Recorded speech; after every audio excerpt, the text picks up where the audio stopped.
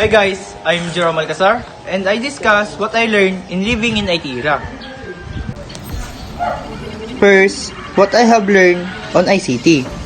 I learned on ICT is to gain knowledge and skill needed to effectively apply, use and manage technology when solving problem, especially related to information and communication. Next, definition on ICT is a sum of tools to communicate, create, disseminate, store, and manage information in learning environments. Next, what are advantage and disadvantage in ICT? Advantage and disadvantage, it has enabled use to become more efficient, productive, and flexible.